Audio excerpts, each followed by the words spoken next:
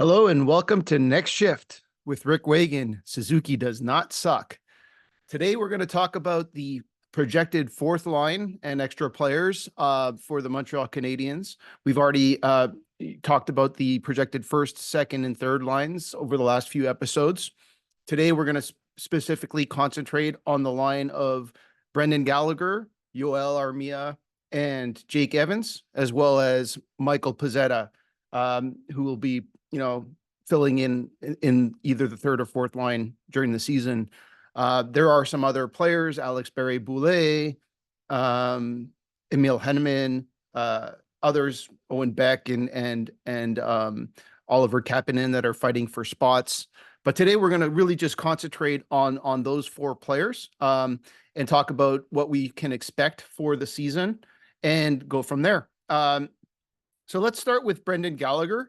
As a longtime Montreal Canadian supporter and follower, Brendan Gallagher, bleeds red, white, and blue. He's a player that works his ass off. I'm going to use that word, and basically tries to win every battle. He has been as high as a first line winger with Pacioretty and Desharnais days, and even with Danault as well.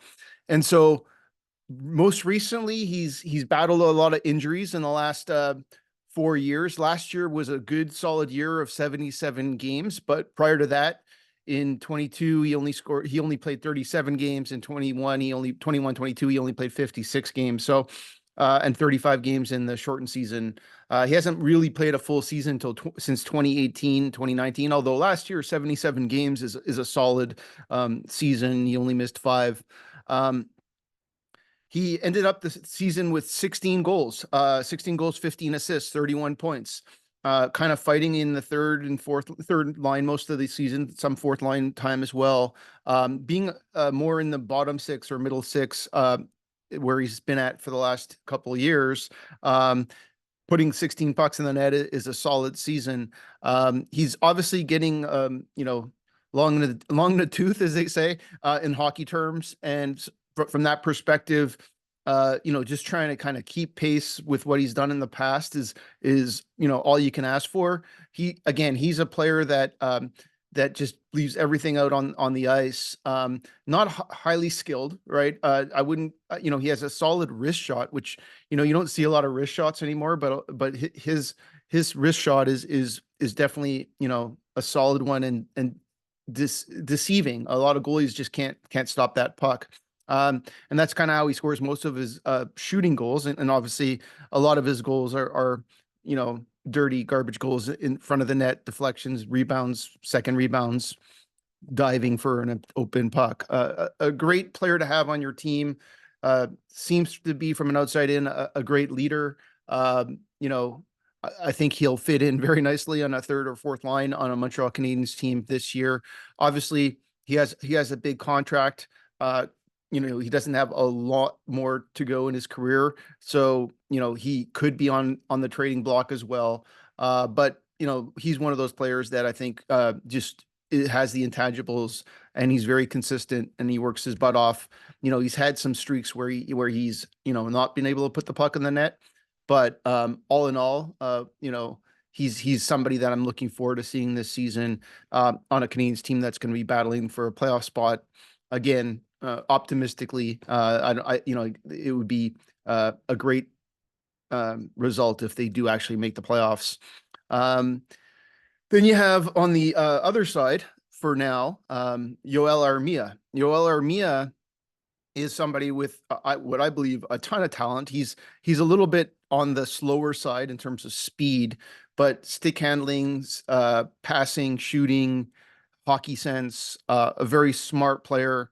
That kind of player sitting on the fourth line is just shows you the depth of a Montreal Canadiens team. I believe he'll probably slot in the third line, and again, I think the third line and fourth line are interchangeable. He's another player that can kind of roll up into the top 6. Should he play solid hockey. Last season, he had 17 goals in 66 games. So he was on pace for over 20 if he stayed healthy. And basically the years before, 6 goals, 7 goals, not a lot. He obviously has always either been injured or he was actually sent down to the minors one season. Um, you know, this player, the challenge I have with Yoel Armia is just consistency.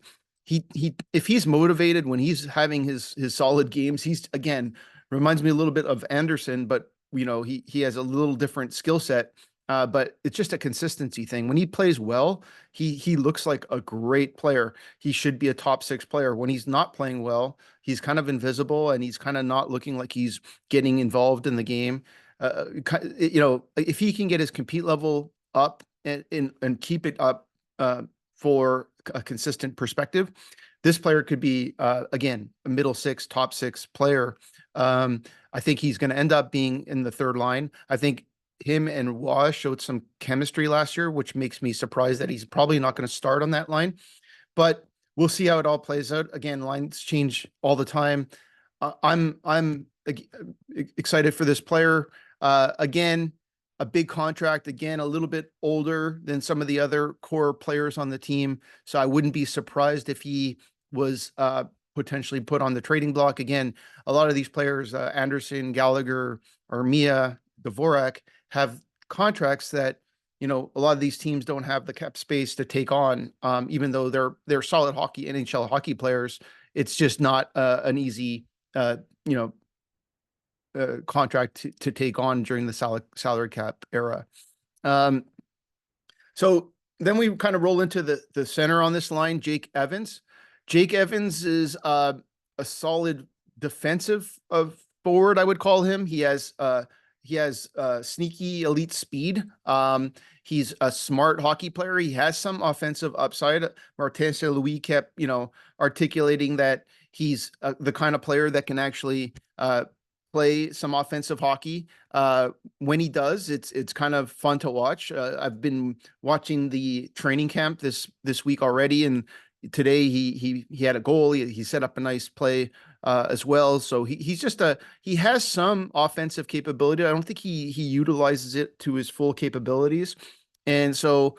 But again, I don't think he's there to score goals. The team that I've mentioned already, the fact that we have Slafkovsky, Caulfield, Suzuki, Laine, Doc, Wah, Newhook. There's Lane Hudson.